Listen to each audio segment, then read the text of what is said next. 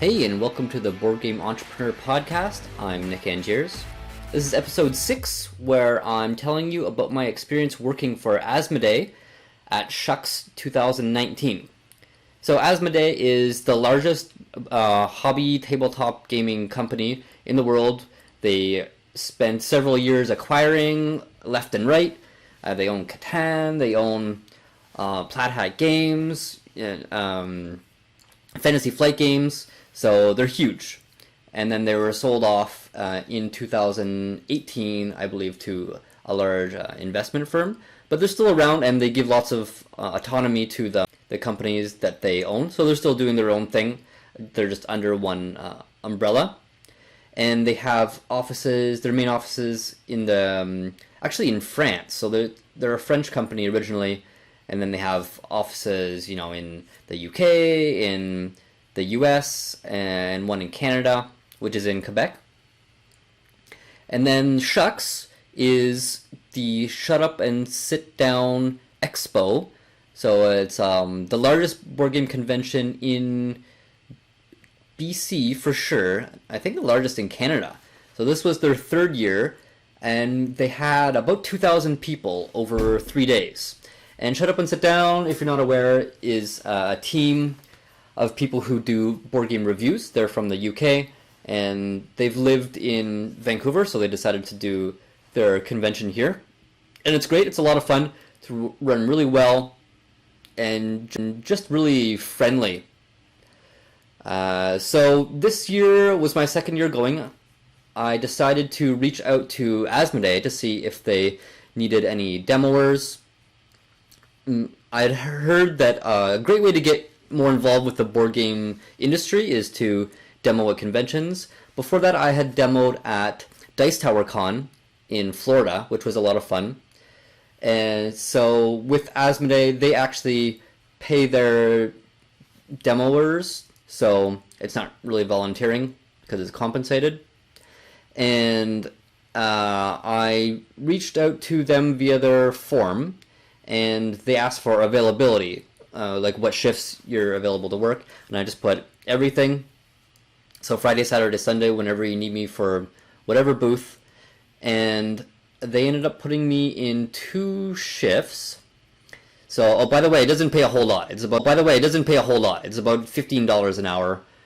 So for the full weekend, I got paid like less than $200, but they cover your badge, which is great because the badges for SHUX are quite expensive. It's at the Vancouver Convention Center, which is a very nice venue, but the badges are like $180 alone. So it was worth it just for that. But I also got some really cool experience. So my first day, I was demoing KeyForge.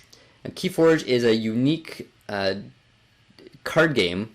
Unique being that each deck is different. So out of all the, hundreds of thousands of decks floating around the world, every one is different. So it has like a different name, and then there are 9 factions, or there were 9 factions to start off with, and then there's a combination of 3. So of course the combinations, but the cards for each faction in each particular deck are completely unique. So it's very cool, and it's a great game. I had played it a couple times before that, but to teach it, I just needed a quick refresher, and then I was asking the other staff questions for the first hour or so, and then I was comfortable teaching it after that. So for that reason, I like it much better than Magic the Gathering, which I still don't really get. I've played it half a dozen times. There's just so many rules, and they add new ones over the years. So if you're new to it, then it's a very high learning curve. KeyForge is great, and that was a lot of fun. It was busy, like I was teaching the whole time for about 6 hours, and I didn't get a lunch break until like 2 o'clock, which is pretty late for me, so I was really hungry. But it was fun. It was cool to be part of the team, who were all really great. And so that was the first day, and then I had 2 more shifts. Both of them were for Pandemic. So Pandemic's a cooperative game in which you're trying to stop diseases from spreading around the world, kind of like right now, but 4 of them at the same time. And This is a really popular game, of course. It's a modern classic, and they even have a tournament for this one. So it's called Pandemic Survival, and this was their 5th year. They were doing the World Finals in Vancouver at SHUX, just as I was working for the parent company who owns Z-Man Games, and I actually got put in Pandemic Survival as one of the judges. So that was cool, very cool. And by judging, all I really had to do was be like a rules lawyer and watch over the teams. The teams were from all over the world. They're all in pairs. So we had a team from France, from Japan, Canada, and the US, of course, Spain. And if you're curious how they did it, so each team had the same setup, so the same board layout and the same deck of cards. So the deck was stacked, and then each team would make different decisions, and you try to last as long as you could. So if you lost, like if you had too many outbreaks, or if you ran out of cubes of any color, then you'd lose and you'd be eliminated from the round. And then they do several rounds over the 2 days. And in the end, it came down to Canada and France, and France barely sneaked out with the win. So Canada was eliminated right before France would have been in the following round. The final round was very tense and also very difficult. Like, I started off, there was just outbreaks everywhere the way the deck was designed. I got to wear a lab coat, of course, and by this time the players knew the game really well. Like, they didn't need me to point out simple rules. They're already like semi-professional players, as close as you can get to professional players for Pandemic. A lot of it was language barrier, so some cards that appeared, they might need some reminding of what the cards do, but they already know the cards really well. There are expansions mixed in there. And then just upkeep, so making sure that they cleared off cubes at the right time, and then everybody was done before they started the next round. So in terms of difficulty, it wasn't that hard. It was just really tense because I didn't want to make any mistakes, and also just the tension of the competition was really exciting. And as I got to meet Matt Leacock himself, he was there for the whole tournament. So that's the designer of Pandemic. And he was a super cool guy. I got to chat with him. I'm always nervous when I meet these people because they're like, in my eyes, they're celebrities and really cool people. But they're always so down to earth, and I don't know why I get so anxious about talking to them. But anyway, after I knew he was there, the second day I brought the cover of my Pandemic Legacy box, because I don't need it anymore, right? And asked him if he could sign it for me. And not only did he sign it, but he spent like a good 5 or 6 minutes doing like a drawing on it. So he drew me a coupon that says it can be redeemed for 1 free outbreak, which is the opposite of what I asked.